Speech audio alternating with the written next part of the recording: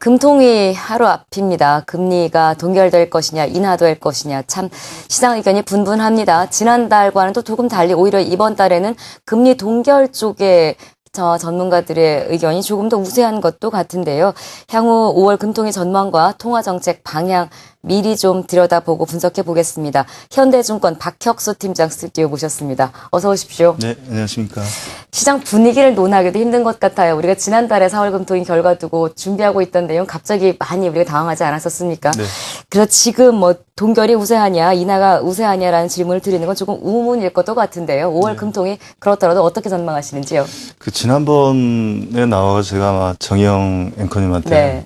어떻게 보시냐 이렇게 말씀을 여쭤봤는데 이번에는 여쭤보지 않겠습니다. 그 정영 앵커님의 어떤 공신력 문제도 있고 여쭤보지 않겠고요. 일단은 저 같은 경우는 이제 월 초에 언론사 서베이가 있습니다. 그 서베이에 동결 쪽으로 그 표를 던졌고요. 네. 시장 대체적인 컨센서스도 동결이 지금 우세한 상황입니다. 맞습니다. 우세한 상황인데 네.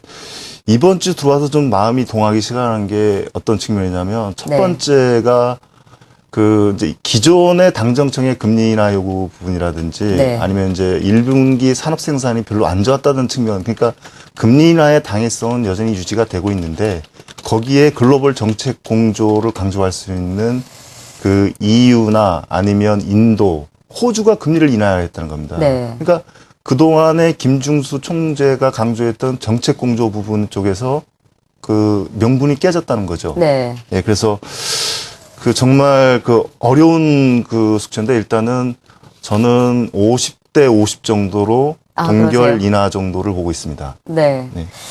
전문가분께서 50대 50이라는 건 모르겠다 이거잖아요. 근데 정말 지난달 우리가 같이 방송을 진행하면서 지금 같은 마음을 아마 공감하고 계신 것 같습니다. 지금 이야기하는 게 과연 소용이 있을까 하는 생각을 하고 계신 것 같은데요. 그렇더라도 또 우리 투자자분들이 조금은 또 예상을 좀 해보는 것이 결과가 나왔을 때 충격이라든가 혹은 수긍이라든가 이런 부분을 덮기 위한 설명이 좀 필요할 것 같습니다. 지난 30일에 4월 금통위 의사록이 발표가 됐습니다. 금리 인하를 주장한 금통위 위원들이 한 3명 정도로 밝혀지면서 금리 인하에 대한 기대감도 살짝 당시에 잃었었는데요. 현재 금통위 금융위원들의 구성 조금 짚어봤으면 좋겠습니다. 투자자들에게 조금 쉽게 설명을 좀 해볼 필요가 있을 것 같은데요. 어떤 시각들을 갖고 있는 분들이 위원으로 선정이 돼 있나요? 그 전에요. 네네. 일단 아까 글로벌 주요국 정책금리 변화 차트가 나왔는지 모르겠습니다. 차트가 지금 준비가 됐습니까? 네, 준비가 됐습니다. 죄송합니다. 제가 준비가 아직 안 돼서 다음 질문을 드렸는데요. 이 글로벌 주요국 정책금리 변화를 보면요. 최근에 제가 동그라미 쳐놓은 부분 있지 않습니까? 네. 거기에 이제 호주와 인도 아까 그리고 이제 부분이죠. 유로, 세 국가들이 이제 정책 금리를 인하를 했고요. 이제 그 각 국가별로 올해 그 금리를 어느 정도 인하를 했는지 그 수준을 나타내는 겁니다. 그러니까 지금 보면 그 1분기까지만 해도 정책 금리를 동결하던 국가들이 최근 들어와서 2분기 들어와서 정책 금리를 인하를 하고 있다는 거는 결국은 그 글로벌 경기 상황이 이렇게 썩 좋지 않다는 것을 나타내고 있는 거고요. 이제 그 앵커님께서 질문하신 부분 다시 넘어가도록 하겠습니다. 그 4월 금통위 결과 차트를 한번 넘어가도록 화면 좀 하겠습니다. 다시 바꿔주셔야겠네요.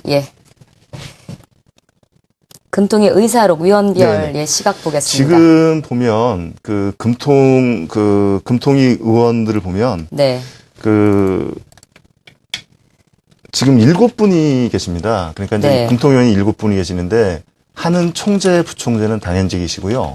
그리고 이제 그 외부 추천 인사가 5분이십니다. 그 5분인데 외부 추천 인사가 하는 총재 추천, 그리고 그 기획 그 재정부 추천, 금융위 추천, 대한상위 추천, 은행연합회 추천 이렇게 돼 있습니다. 근데 지난 4월 달에 그 정책금리 동결이 4대3 표결 결과였습니다. 근데 이제 하는 총재, 부총재, 하는 총재 추천 인사 이분들은 어떻게 보면 하는 총재랑 같이 간다고 보시면 됩니다.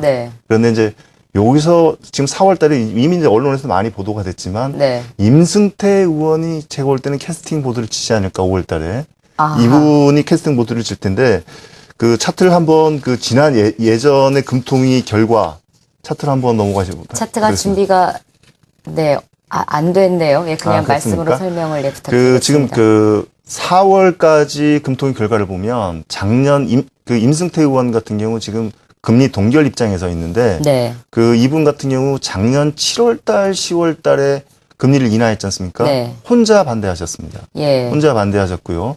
그 금리 동결, 인하에 반대하신 그 주된 이유가 첫 네. 번째로는 지금 상황에서 금리 인하 효과가 없을 것 같다. 그런 거고요. 예. 두 번째로는 그 향후에 이거보다 더 악화된 상황에 대비해서 네.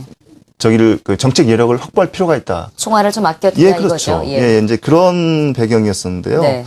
결국은 이제 이런 부분들이 그 지금 시장에서 얘기하는 아무래도 5월 달에도 그 이분 성향이 바뀌지는 않을 것 같다. 그래서 그 동결 배경을 주장하는 배경입니다. 네. 5월 달에. 네. 근데 이제 결국은 임승태 이 위원님이 그 과연 4월 달에 유지하던 시각을 계속 유지를 할 것인가 아니면 그간에 어떤 변화가 있을 것인가. 그러니까 EU나 인도, 호주가 금리 인하를 보면서 네. 어떤 변화를 할 것인가. 그게 가장 관건일 것 같습니다.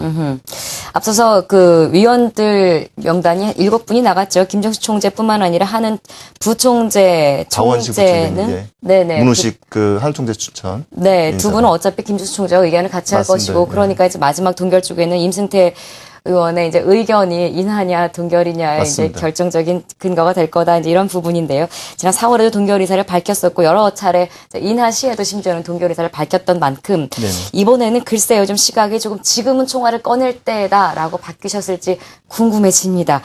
4월 금당이 의사록을 보면 일단은 3대3 나뉘었습니다. 나뉘어 있는 상태에서 많은 컨센서스는 그래서 그런지 동결 쪽에 조금 우세한 의견들이 나오고 맞습니다. 있는 것 같아요. 김종식 총재까지 하면 이제 4대3이 돼버리니까요. 그러니까 그 한 달 사이에 과연 이분들의 어떤 생각 자체가 바뀔 수가 있겠느냐. 네. 그러니까 이제 그 경기 판단이 상당히 시장보다 낙관적이라는 부분이라든지 네. 이제 그런 부분들에 대해서 변화는 없을 것이다. 다만 이제 그 변화가 생길 수 있는 부분이 글로벌 정책 공조라는 부분이죠. 그러니까 EU나 호주, 인도가 금리를 인하를 함으로써 네. 그 글로벌 정책 공조라는 명분이 생겼다는 거죠.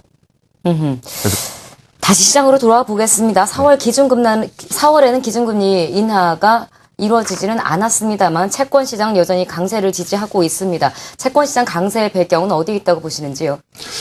일단은 뭐 가장 근본적인 원인은 시장이 강해지는 원인은 그 한은의 경기 판단과 다르게 시장은 그걸 느끼지를 못한다는 거죠. 낙관적인 경기관 부분에 대해서. 일단 그 차트를 보시면 1분기 GDP가 상당히 서프라이즈가 나왔죠. 네. 그 당초 한은이 0.8% 성장을 예상을 했지만 실제로 0.9% 성장했습니다. 근데 이제 차트를 보시면 아시겠지만 지금 한은이라고 표시한 부분이 GDP고요.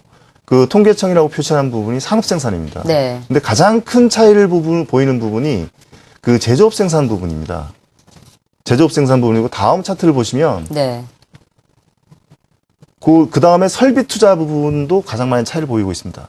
그러네요. 예, 그 차이를 보이고 있는데 지금 보면 이제 그래서 이제 시장에서 이 1분기 GDP에 대해서 설왕설래 말들이 많은데 어쨌든 이제 하는 그 공신력을 감안할 때 하늘 믿어야 될 부분이 있고요. 네. 일단은 과연 2분기까지 지표가 좋아질 것이냐 이제 이게 그 시장에서는 의문사항입니다. 네. 첫 번째로는 지금 1분기 성장을 견인한 것으로 보였던 그 설비 투자나 건설 투자 이 부분들이 네. 지난 3, 4분기가 워낙 낮았던 데 따른 어떤 그 대체 효과, 그런 부분이 컸고요. 다만 이제 2분기 같은 경우는 엔저, 그리고 글로벌 소프트 배치 논란 때문에 네. 수출도 그렇게 썩 그 좋을 것 같지는 않고요. 또 하나는 그 내수 쪽, 소비 쪽은 1분기에 마이너스가 나왔습니다. 이제 그런 그 소비 심리가 과연 2분기에 좋아질 것이냐, 이제 그런 논란도 있고요. 또 이제 그 설비 투자도 과연 3, 4분기 아주 지표가 나빴다는 기저 효과 부분이 네. 과연 2분기까지 연결될 것인가, 그 부분에 대한 의문도 있다는 거죠.